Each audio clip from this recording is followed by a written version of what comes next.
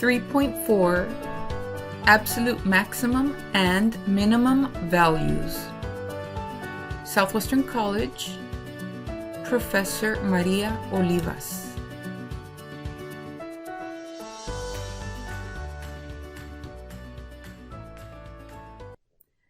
Section 3.4 Absolute Maximum and Minimum Values.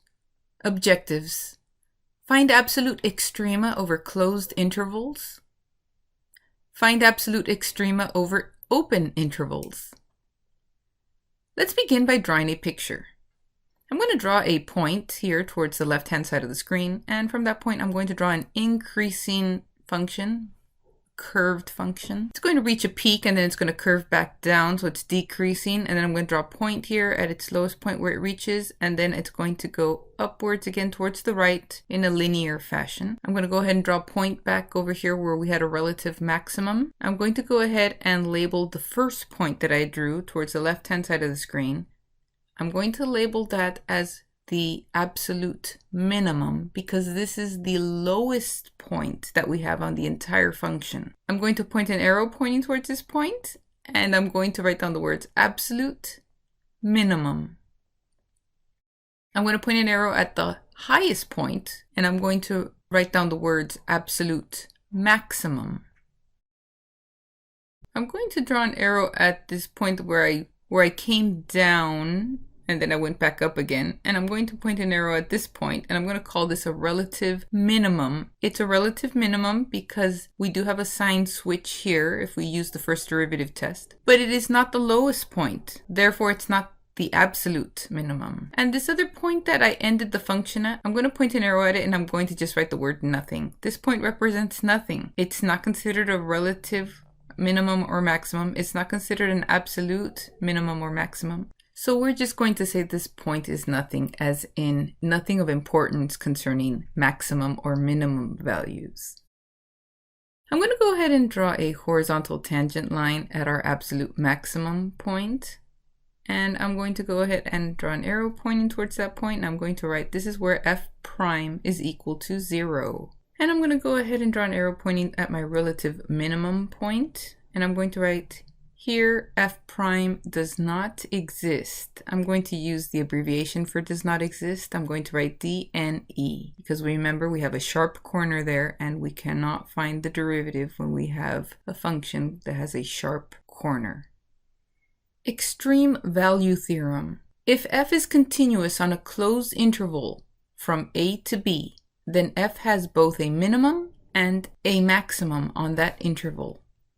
Note, extreme values refers to the function values.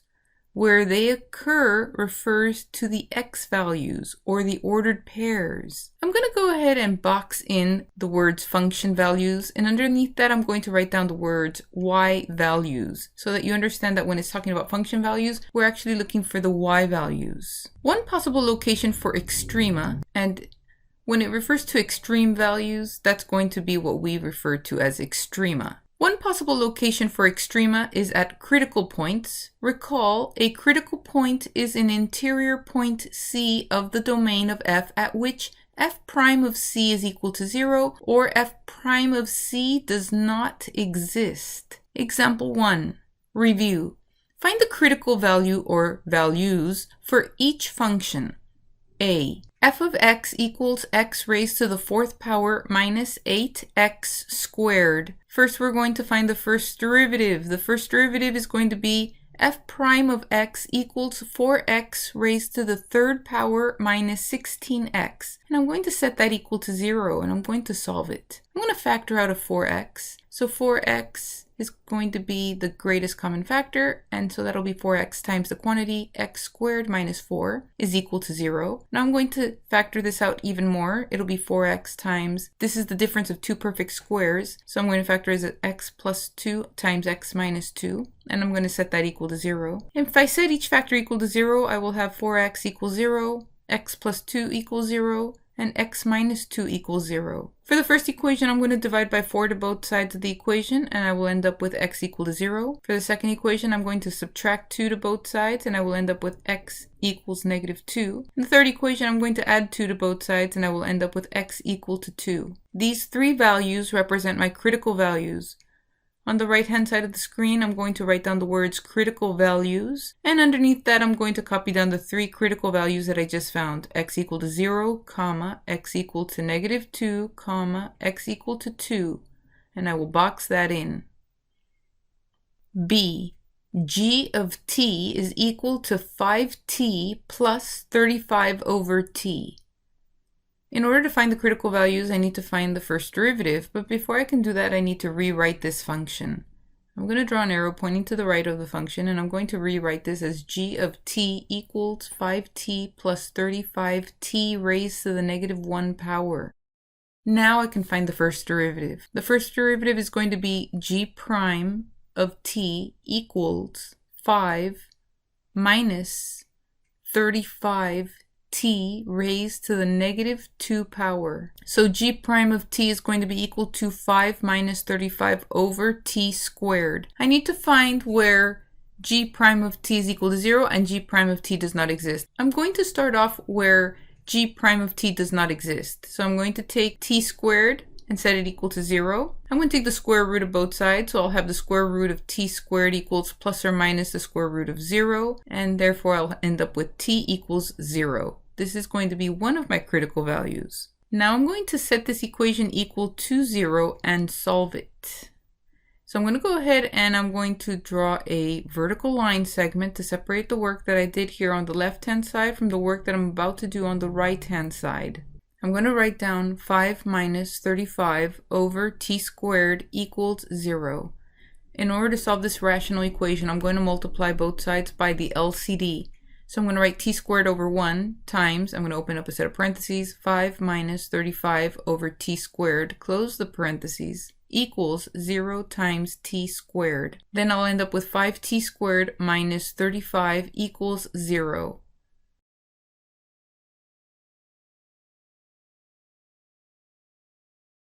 I'm going to add 35 to both sides. I'm going to end up with 5t squared equals 35. I'm going to divide both sides by 5. 5s will divide out on the left-hand side of the equation. I'll just end up with factors of 1 there. So I'll just have t squared equals 7. I will take the square root of both sides. So I'll have the square root of t squared equals plus or minus the square root of 7.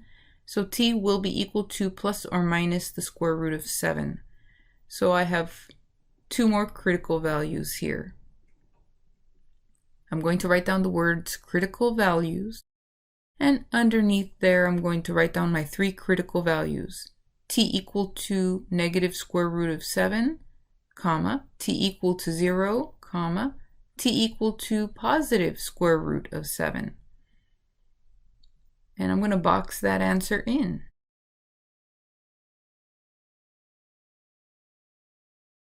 There are two types of extremes we are concerned with: absolute extremes and relative or local extremes.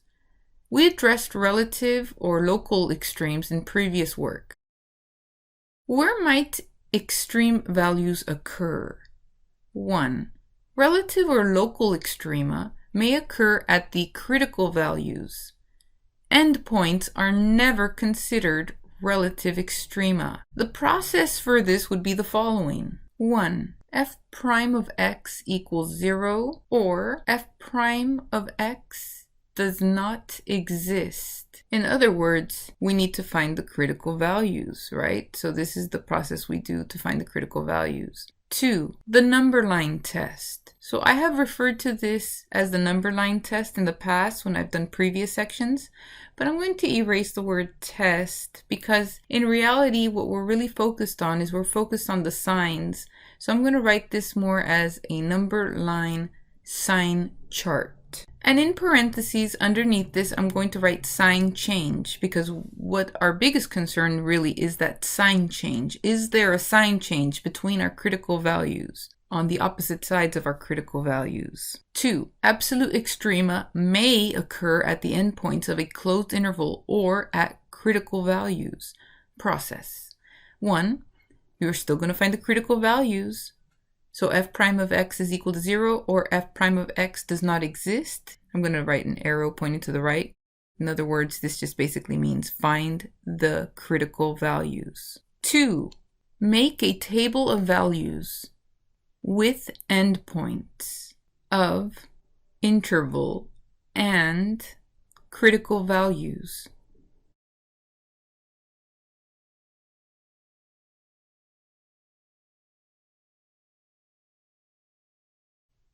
Example 2. Find the absolute extrema of f of x equals 3x raised to the 4th power minus 8x raised to the 3rd power on the closed interval from -2 to 3. The first thing I'm going to do is I'm going to find the first derivative. So I'm going to write down f prime of x is equal to 12x raised to the 3rd power minus 24x squared. Then I'm going to set this equal to 0.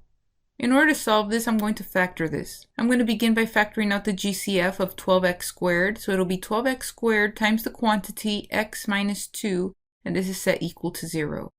Now I'm going to set each factor equal to 0. I'm going to set the 12x squared equal to 0, and I'm going to set the x minus 2 equal to 0.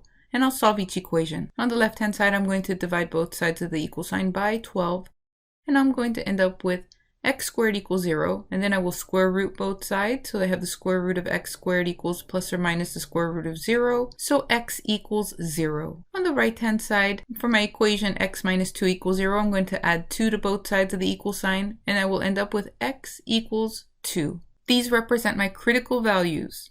Now I'm going to go ahead and make a table of values. I'm going to label the tops of my table here as x on the left-hand side for the first column and f of x for the top of the second column. I'm going to write in the values that I got from my critical values and the endpoints from my interval. So I'm going to go in numeric order. I'm going to start off by writing -2, then 0, then 2, then 3. And then I will substitute each of these values into the original function to see what I get for my y values. F of -2 is going to be equal to 112.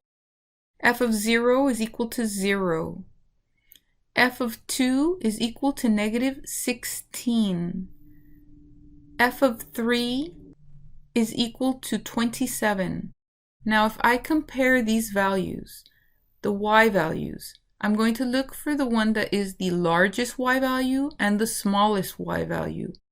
I drew a cloud around the 112 y value, and I drew an arrow pointing at it, and I wrote down the words largest y value. This is going to represent my absolute maximum. And then I drew a cloud around the smallest y value, which is the -16. I drew an arrow pointing at it, and I wrote down the words smallest y value. That's going to represent my absolute minimum. So now for my conclusion here, I'm going to write down absolute maximum is 112. Absolute minimum is -16. I'm going to go ahead and I'm going to box that answer in. So this was an example where we had a closed interval and where we found our absolute maximum and our absolute minimum values. Now let's do an example where we have an open interval. Sometimes it is possible to determine an absolute extreme value even without a closed interval. This is especially true if you have a lonely critical value, that is, only one critical value. Example 3. Find the absolute extrema of f of x equals 6x minus x squared. First step, find the first derivative. F prime of x equals 6 minus 2x. And we're going to set this equal to 0 and solve. So 6 minus 2x equals 0. I'm going to subtract 6 from both sides. I will end up with -2x equals -6. Divide both sides by -2, and I will end up with x equals 3. X equal to 3 is going to represent our critical value. I'm going to go ahead and do a number line test. I'm going to write 3 in the middle of my number line. As my test points, I'm going to choose 0 and 4. And I'm going to draw a little dashed vertical line segment separating these two intervals. The open interval from negative infinity to 3 and the open interval from 3 to infinity. I'm going to substitute 0 and 4 into my first derivative. So f prime of 0 is equal to 6 minus 2 times 0, which is equal to 6. And f prime of 4 is equal to 6 minus 2 times 4, which is equal to 6 minus 8, which is equal to negative 2. I'm going to go ahead and draw a positive sign above the open interval from negative infinity to 3. And I'm going to go ahead and draw a negative sign above the open interval from 3 to infinity. I've drawn a little parabola here next to my number line. And I've drawn a point at the very top, and I drew an arrow pointing at it, and I wrote down the word max. Because I can see this function is going from increasing to decreasing. So in my mind, I am visualizing something like this. So in order to find my absolute maximum, I need to find the y value at x equal to 3. So I'm going to find f of 3. F of 3 is equal to 6 times 3 minus 3 squared, which is equal to 18 minus 9, which is equal to 9. Therefore, my absolute maximum is 9. And there is no absolute minimum in this case.